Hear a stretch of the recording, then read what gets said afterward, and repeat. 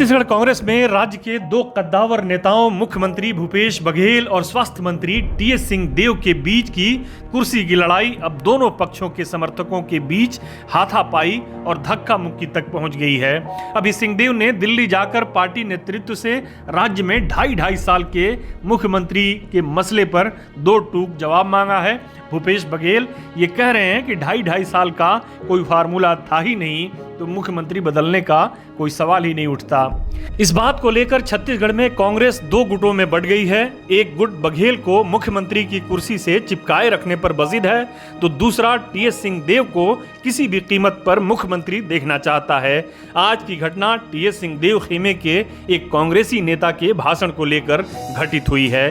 खबर है कि जशपुर जिले में कांग्रेस के महासचिव और छत्तीसगढ़ कांग्रेस संगठन प्रभारी सप्तगिरी शंकर उल्का की मौजूदगी में कांग्रेस पार्टी का एक कार्यकर्ता सम्मेलन आयोजित किया गया था।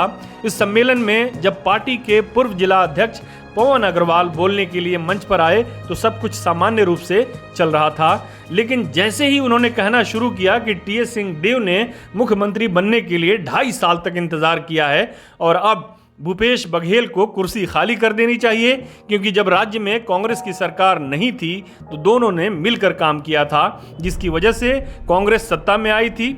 उनका इतना कहना था कि मंच पर हंगामा हो गया, उनकी माइक छीन ली गई, उनके साथ धक्का मुक्की की गई।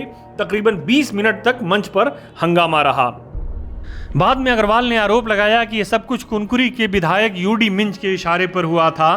ख्याल रहे कि जब यह हंगामा हो रहा था तो मंच पर कांग्रेस महासचिव सप्तगिरी शंकर उल्का के साथ जिले के दोनों विधायक मौजूद थे।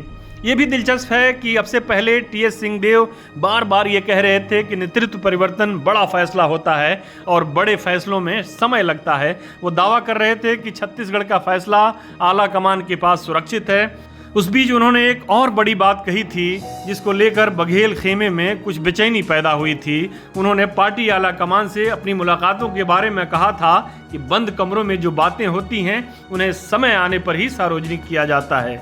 अब ये अंदाज़ा लगाना मुश्किल नहीं है कि बंद कमरे में आला कमान ने उनके साथ क्या वादा किया होगा और जब वादा पूरा नहीं होगा तो क्या होगा, उसकी एक झलक उनके इस बयान से मिल जाती है। लेकिन प्रदेश कांग्रेस प्रभारी पीएल पुनिया और प्रदेश कांग्रेस संगठन प्रभारी उल्का जो अभी तक कह रहे हैं वो टीएस सिंहदेव के बयानों से बिल्कुल अलग है।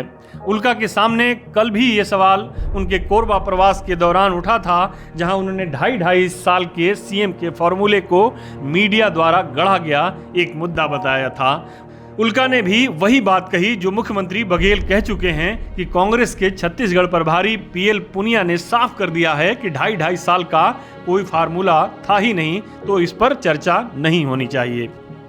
दरअसल जब से ये 2.5 साल के सीएम का मामला गरमाया है, आए दिन दोनों गुटों के नेता एक दूसरे के ऊपर आरोप लगाते रहते हैं। पिछले महीने कांग्रेस विधायक शैलेश पांडे ने आरोप लगाया था कि स्वास्थ्य मंत्री टीएस सिंहदेव के समर्थक होने की वजह से उनके और उनके साथियों के खिलाफ पुलिस कार्रवाई कर रही है। अभी 2 दिन पहले ही सप्तगिरी शंकर उल्का की मौजूदगी में अंबिकापुर में एनएसवाई की कार्यकारिणी और कार्यकर्ताओं के साथ बैठक हुई थी। इस बैठक में भी एनएसवाई और युवा कांग्रेस ने इस बात पर अपनी नाराजगी जाहिर की थी कि स्वास्थ्य से जुड़े कार्यक्रमों के पोस्टर से स्वास्थ्य मंत्री सिंहदेव का नाम गायब किया जा रहा है।